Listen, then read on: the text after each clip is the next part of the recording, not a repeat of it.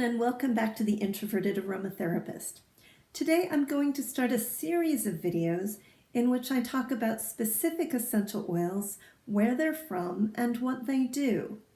And I thought I'd start this series with an essential oil with which most people seem to be familiar, and that's patchouli. Patchouli, love it or hate it.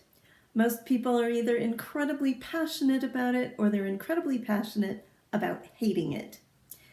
Patchouli is actually a leafy bush which is native to southern India. It grows very well in tropical climates, as you may imagine. I've heard of people growing it here in the States, but I've never actually seen it with my own eyes, so I'm not sure if it grows in the States or not, truly. Patchouli traditionally is used as an aphrodisiac.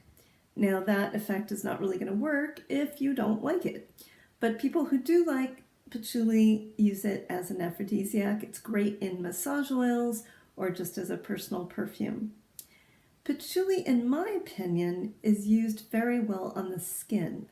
It has a unique property to heal the skin, and it's also antifungal, so it can be used for fungal infections of the skin, chapped and cracked skin, any injury that happens to the skin.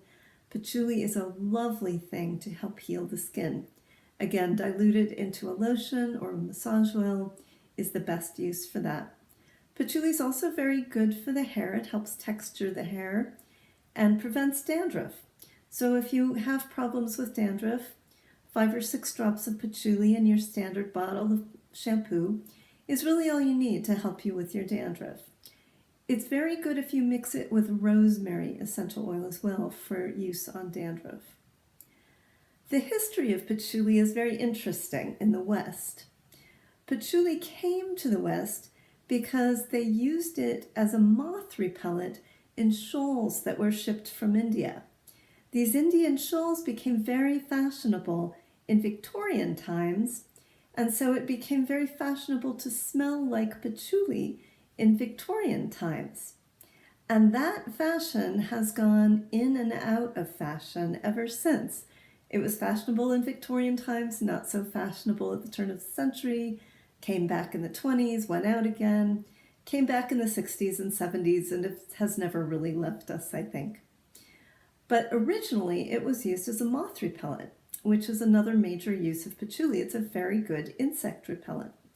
So add a few drops of patchouli again to a lotion or body oil, and it will help you in the summertime to be protected against mosquitoes and such.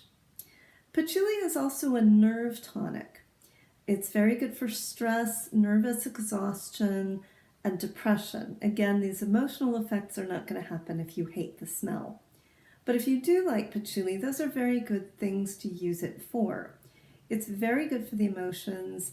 It's both stimulating and calming at the same time. It stimulates your physical self, but it calms your emotional self.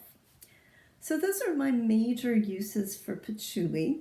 It also is in tons of perfumes. It's a very good bottom note for perfumes because it sticks around for a long time. A lot of people like to use it as a deodorant because it is antiseptic, but that doesn't work on everybody because, as I've said in my other videos, everyone is an individual and we all have different body chemistry. For some people, patchouli works very nicely as a deodorant. For others, it doesn't, and it makes things worse. But that's a few facts about patchouli for you.